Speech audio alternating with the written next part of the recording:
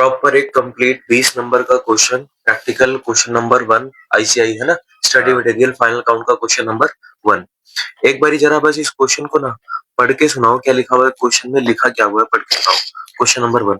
From the following particulars extracted from the books of Ganguly, prepare trading and profit and loss account and balance sheet as at 31 March 2022 after making the necessary adjustments. एक तो हमें क्या करना है, trading account बनाना है, profit and loss बनाना है और balance sheet, और एडजस्टमेंट्स करने के बाद तो समझ लो ये जो ट्रायल बैलेंस है वो तो यहाँ तक हो गया है ना, ट्रायल बैलेंस तो पूरा यहाँ तक हो गया।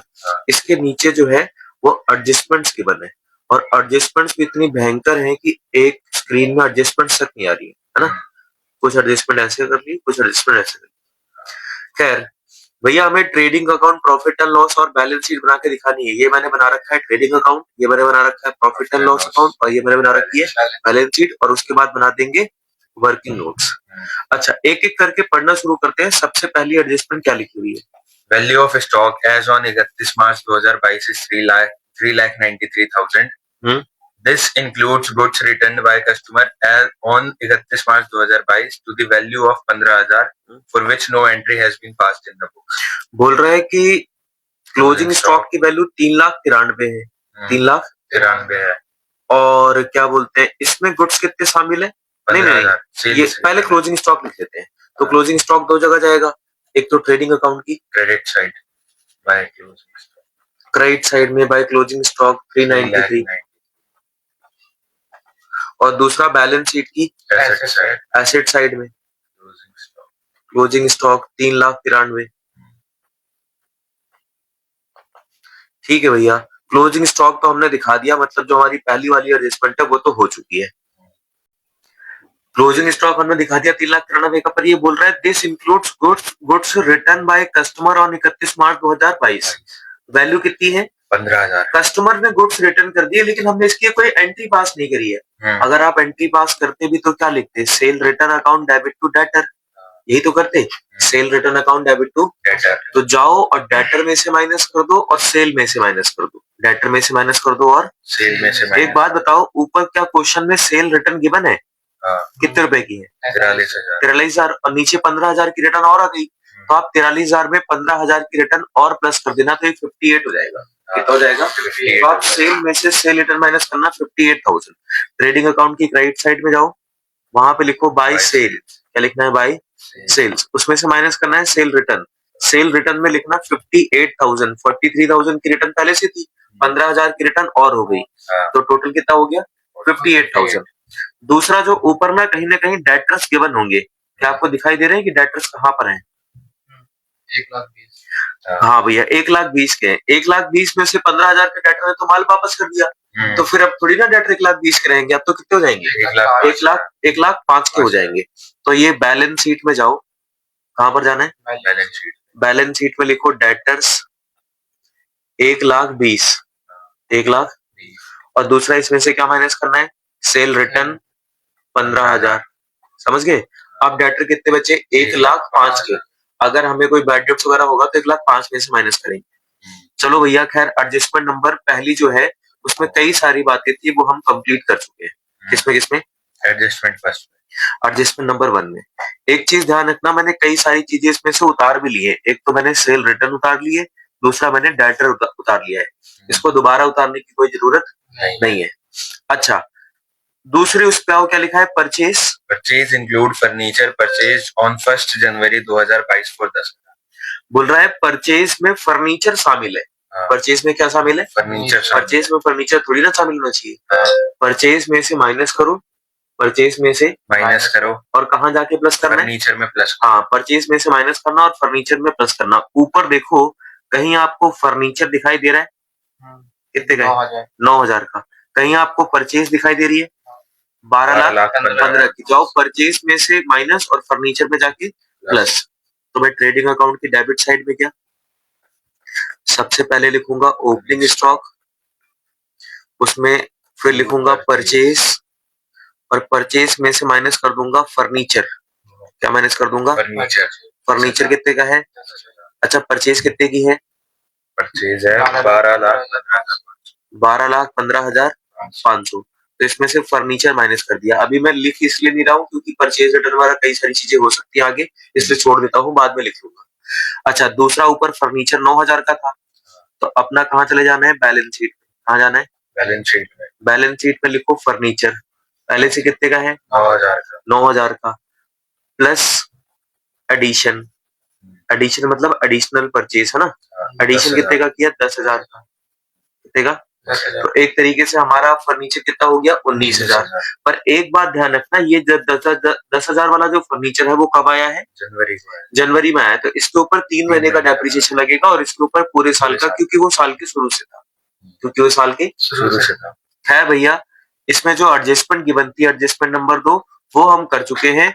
और आप ना एक चीज और इसमें कर लो भैया, कि आप ना इसमें टिक मार दो कि आप परचेज को रिकॉर्ड कर चुके हो और फर्नीचर को रिकॉर्ड कर चुके हो, कहीं दोबारा ना करो। अच्छी बात है।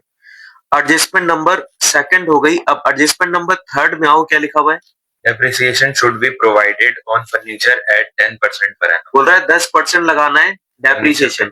तो इस 10,000 वाले पे तो 3 महीने का लगेगा, लेकिन जो 1 अप्रैल से मेरे पास है उसके ऊपर पूरे साल का डेप्रिसिएशन लगेगा, उसके ऊपर पूरे साल का डेप्रिसिएशन।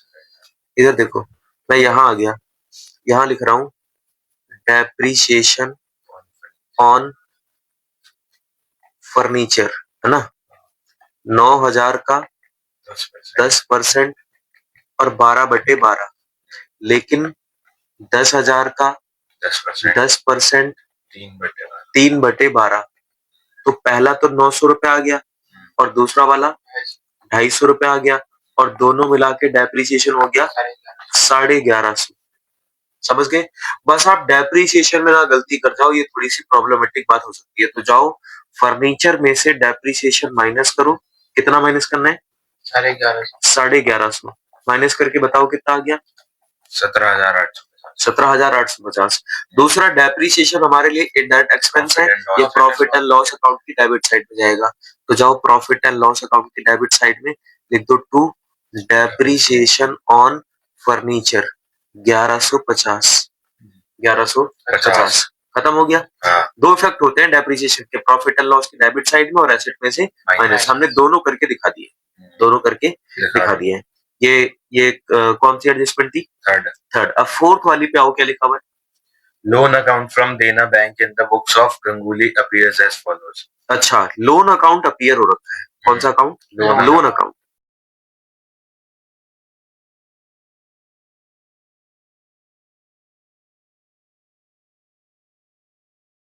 देखो, इस लोन अकाउंट को अगर आप देखने की कोशिश करो, समझने की कोशिश करो, तो ऊपर आपको मिलेगा loan from Dena bank 1 lakh है। लोन फ्रॉम देना बैंक कितना है, और परसेंटेज लिखी है 12%। इसका मतलब इस लोन के ऊपर हमें 12% का इंटरेस्ट देना है, 12% का। लेकिन जब हमें इसी चीज को, इसी लोन को यहाँ देखते हैं, तो साल के अंत में हमें लोन कितना दिख रहा है, 1 लाख। नो डाउट हमारे पास साल के अंत में लोन 1 लाख का है भी, हमारे पास साल के अंत में लोन 1 लाख का है, लेकिन वो कब है, साल के साल के शुरू में लोन कितना था, 50,000, और हमने लोन लिया कितना है, 50,000। ये लोन हमने लिया कब है, साल के अंत में। तो क्या इसके ऊपर इंटरेस्ट देना है, नहीं। जो लोन मैंने साल के अंत में कैलकुलेट किया है, लिया है, उसके ऊपर इंटरेस्ट थोड़ी दूंगा। जो साल के शुरू में था सिर्फ उसी के ऊपर इंटरेस्ट लगेगा। तो आप 12% 1 लाख का मत निकाल देना, 12% 50,000 का निकालना। अब आप समझ पाए आपने मिस्टेक क्या करी जब आपको करने को लिया था, है ना, आपने 1 लाख पे निकाल दिया, किस पे निकाल दिया, 1 लाख। ठीक है भैया, एक बात कंफर्म हो गई हमें कि जो इंटरेस्ट ऑन लोन है, जो क्या है, इंटरेस्ट ऑन वो किस पे निकलेगा, 50,000 पे। किस पे निकलेगा, 50,000। मैं ना यहाँ पर जाके वर्किंग नोट में जाके, किसमें, मैंने अभी थोड़ी देर पहले वर्किंग नोट बनाए थे,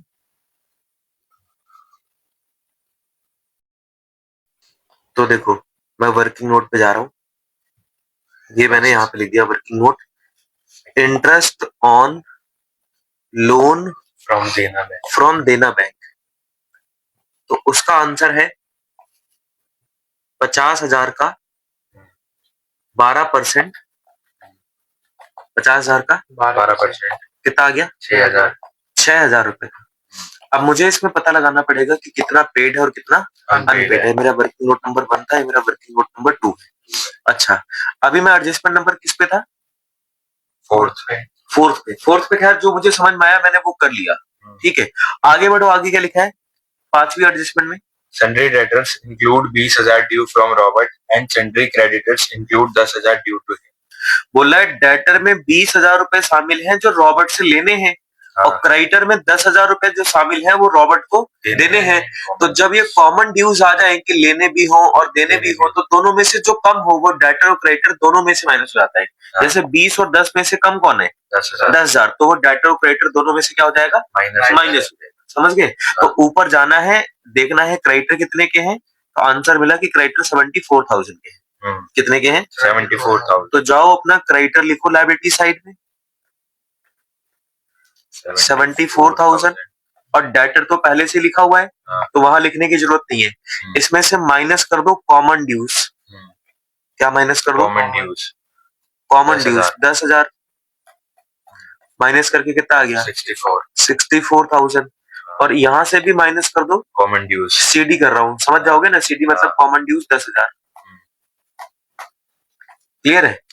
ठीक है भैया, कॉमन ड्यूज तो और तो कोई इफेक्ट नहीं होगा, हो तो क्या, तो डेटर और क्रेडिटर दोनों में से माइनस हो गया। ठीक है, अच्छा एक बात ध्यान रखना कि तुम क्रेडिटर को रिकॉर्ड कर चुके हो तो उसके सामने टिक कर दो, कहीं दोबारा में रिकॉर्ड कर लो।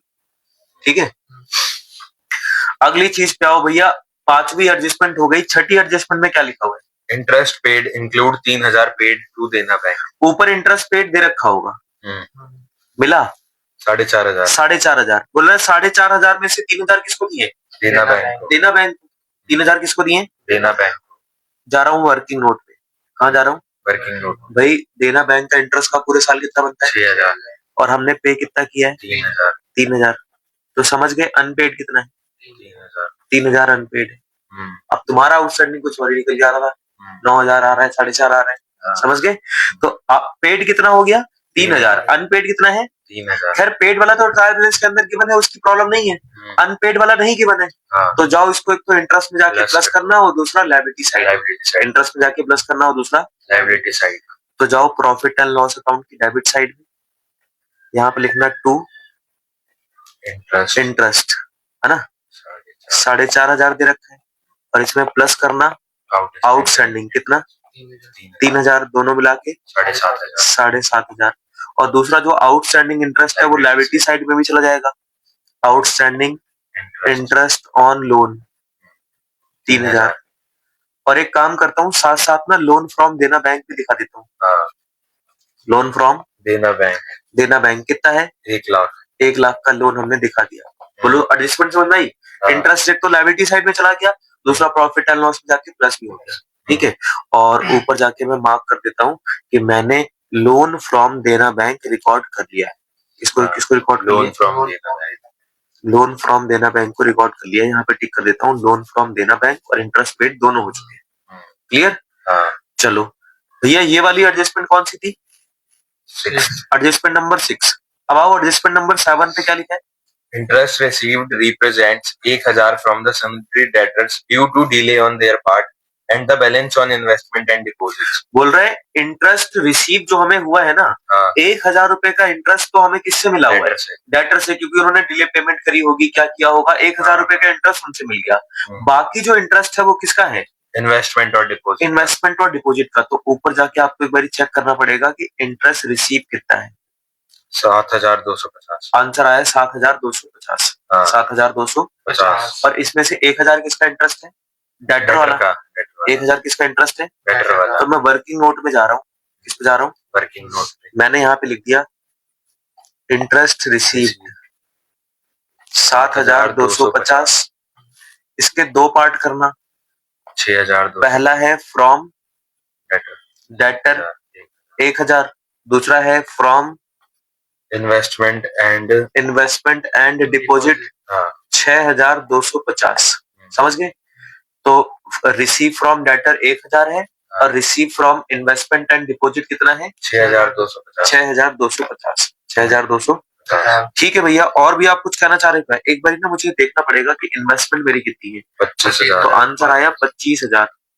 और दूसरा मुझे चेक किया मैंने कि मेरे पास डिपॉजिट कितने हैं। आंसर आया 1.5 लाख। 1,50,000 का 10% कितना होगा? 15,000। और 25,000 का 5% 1,250। कितना हो जाएगा? 1,250। यहाँ पर आओ, ऐसे लिखवाओ, इंटरेस्ट ऑन इन्वेस्टमेंट 1250, और दूसरा interest on deposit, interest on deposit 15,000, हाँ, दोनों मिला के 16,250, 16,250। अब इसके दो पार्ट हो जाएंगे 16,250 के, एक रिसीव्ड जो कि 6,250 है, और दूसरा अक्रूड यानी कि जो कमा लिया है लेकिन मिला नहीं है, या फिर आप नॉट रिसीव भी बोल सकते हो।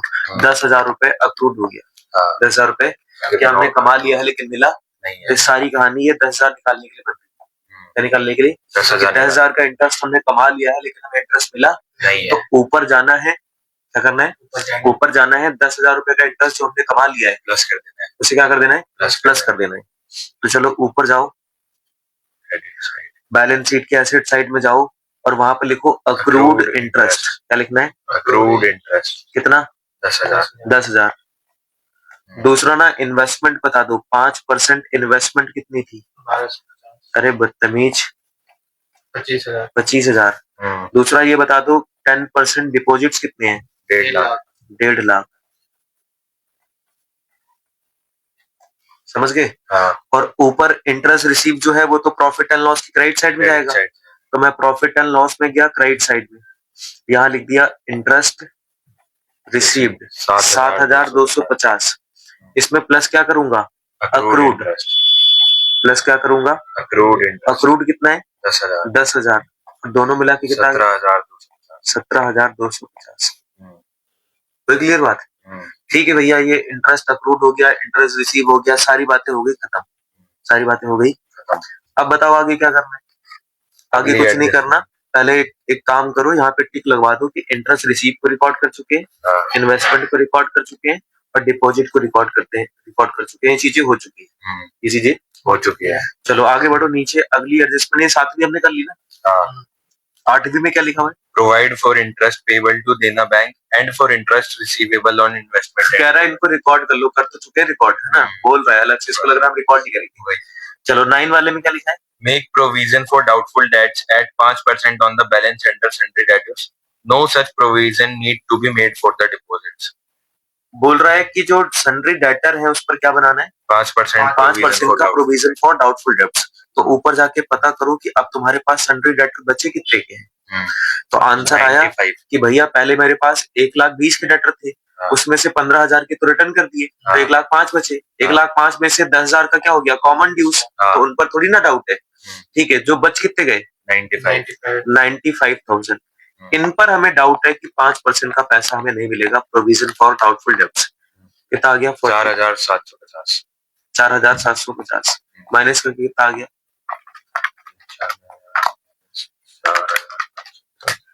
90,250। तो 4,750 पे हमें डाउट है कि हमें इतना पैसा मिलने वाला नहीं है। एक बार ना मुझे चेक कर लेना चाहिए कि ऊपर कोई बैड डेट्स वगैरह तो नहीं है, बैड डेट्स नहीं है, पक्का, हाँ, देखो कहीं चेक करो, बैड डेट्स या प्रोविजन फॉर डाउटफुल डेट्स कहीं है, नहीं है ना, कहीं नहीं है। तो जितना प्रोविजन आपने बनाया है ना 4750 का, उसे प्रॉफिट एंड लॉस अकाउंट की डेबिट साइड में दिखा दो, to provision for doubtful debts 4750, खत्म हो गई। ये सबसे आखिरी एडजस्टमेंट भी हमारी क्या हो गई, खत्म हो गई। अब सारी एडजस्टमेंट हो चुकी हैं और जिनको जिनको हमने रिकॉर्ड कर लिया उनको हमने टिक भी कर दिया है। अब बस एक एक करके रिकॉर्ड करना शुरू करते हैं। सबसे पहले गांगुली की कैपिटल है, कैपिटल, और उसके बाद ओपनिंग स्टॉक है ना। ओपनिंग स्टॉक को जाके लिख देता हूँ, ट्रेडिंग अकाउंट की डेबिट साइड में कितना है, 2,34,000, 2,34,000। और जो कैपिटल दे रखी है 5,40,500 की, उसे कहाँ दिखाओगे, लायबिलिटी साइड, बैलेंस शीट की लायबिलिटी साइड में 5,40,500। ठीक है भैया, कैपिटल भी आपने दिखा दी, उसके बाद ओपनिंग स्टॉक भी दिखा दिया। सेल कितनी है, 14,48,000 ट्रेडिंग अकाउंट की क्रेडिट साइड में, 14,48,000। और उसके बाद सेल के बाद क्या लिखा हुआ है, सेल्स रिटर्न, सेल रिटर्न हो चुकी है, परचेज रिटर्न हो चुकी है, सॉरी परचेज हो चुकी है। परचेज रिटर्न कितने की है, 29,000। और कैरीज इनवर्ड भी डायरेक्ट एक्सपेंस है, परचेज रिटर्न परचेज में से माइनस, और carries inward trading account, purchase return purchase में से माइनस 29,000। और क्या था? Carries inward. Carries inward direct expense है 93,000 93,000। ठीक है भैया। हाँ। उसके बाद रेंट और सैलरी दोनों हमारे लिए एक्सपेंस है। प्रॉफिट एंड लॉस अकाउंट की डेबिट साइड में 28,500 46,500। तो प्रॉफिट एंड लॉस की डेबिट साइड में जाओ, लिख दो अपना रेंट 28,500 और दूसरा सैलरीज सैलरी कितनी? 46,500 46,500। ठीक है, रेंट और सैलरी दोनों हो गए भैया। उसके बाद क्या लिखा है? ये चारों भी हो गए। डेटर हो चुका है, क्रेडिटर हो चुका है, loan from Dena bank, interest paid हो चुका है, प्रिंटिंग स्टेशनरी और एडवर्टीजमेंट दोनों एक्सपेंस है 17,000 और 56,000। प्रॉफिट एंड लॉस की डेबिट साइड में कितना कितना? 17,000 और 56,000। तो जाओ अपना प्रॉफिट एंड लॉस की डेबिट साइड में, पहले लिखो 17,000 फिर लिखो 56,000।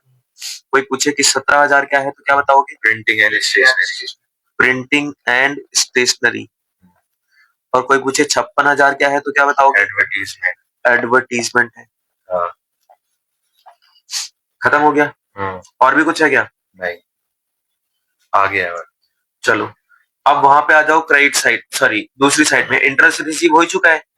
कैश विद ट्रेडर्स बैंक कितना है? 40,000। ये तो एसेट है। हाँ। 40,000 एसेट साइड में चला जाएगा बैलेंस शीट की। एसेट साइड में कैश बताओ कितना है? 40,000। सॉरी कैश एट बैंक है ना वो तो। हाँ। 40,000। 40,000। और उसके बाद क्या लिखा हुआ था? Discount receive. Discount receive profit and loss account की क्रेडिट साइड। क्रेडिट साइड में discount receive profit and loss account की क्रेडिट साइड में डिस्काउंट रिसीव कितना? 14,950। 14,950। ठीक है भैया, ये वाली बातचीत भी हो गई। फर्नीचर हम रिकॉर्ड कर ही चुके थे पहले से ही। डिस्काउंट अलाउड एक्सपेंस है, जनरल एक्सपेंस भी एक्सपेंस है, ऑडिट फीस भी एक्सपेंस है, फायर इंश्योरेंस प्रीमियम भी एक्सपेंस है, ट्रेवलिंग एक्सपेंस भी एक्सपेंस है, पोस्टेज एंड टेलीग्राम भी। ये सारी चीजें प्रॉफिट एंड लॉस अकाउंट की डेबिट साइड में चली जाएंगी। 37,700 19,600 एक एक करके बताते जाना। ठीक है, बताओ जरा, पहले नाम बताओ। Discount allowed. डिस्काउंट अलाउड, फिर जनरल एक्सपेंस। जनरल एक्सपेंस, फिर ऑडिट फीस। ऑडिट फीस, फिर fire insurance premium. Insurance premium, फिर ट्रैवलिंग एक्सपेंसेस। ट्रैवलिंग एक्सपेंस, फिर postage and Telegram. Travelling expense के बाद postage and Telegram. Postage and Telegram, फिर खत्म। अच्छा, डिस्काउंट अलाउड का अमाउंट बता दो। 37,700। 37,700, फिर 19,600। 19,600, फिर 3,500। 3,500, फिर 3,000। 3,000 रुपए इंश्योरेंस। हाँ। फिर 11,650। 11,650, फिर 4,350। 4,350, फिर cash in hand. Cash in hand. भैया कैश इन हैंड एसेट है और ड्राइंग्स कैपिटल में से माइनस हो जाएंगी। तो cash in hand 1900 asset side में। हाँ। और ड्राइंग कैपिटल में से 50,000 माइनस। तो बैलेंस शीट में जाओ, पहले अपना कैपिटल में से ड्राइंग माइनस कर दो। 50,000। 50,000 और दूसरा cash in hand. Cash in hand को सिर्फ कैश बोल सकते हैं 1900। खत्म हो गया। अब तो ट्रायल बैलेंस में कुछ है कि सब कुछ खत्म? सब कुछ खत्म हो गया। तो अब हमें क्या करना है? ट्रेडिंग अकाउंट से ग्रॉस प्रॉफिट ग्रॉस लॉस निकालना है। पहले माइनस करवाओ। 15,500 11,76,500। 11,76,500। 76,500। ठीक है, ये माइनस करके बताओ। 14,48,700 माइनस में 13,90। भैया यहाँ 800 आएगा लास्ट में। इसमें क्यों 800 आएगा? अच्छा, ये हिट नहीं है। 13,90,000 प्लस 3,93,000 कितना आ गया? 17,83,000। 17,83,000। हाँ। क्रेडिट का। और डेबिट वाला कितना आ रहा है? 15,35,000। कितना? 15,35,000 यही आ रहा है। 15,03,000। 3,500 यार 15,35,000।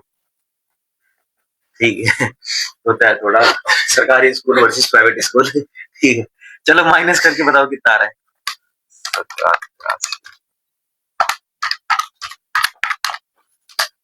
2,79,500 279,500 279,500। ठीक है, देखना यही प्रॉफिट आ रहा है।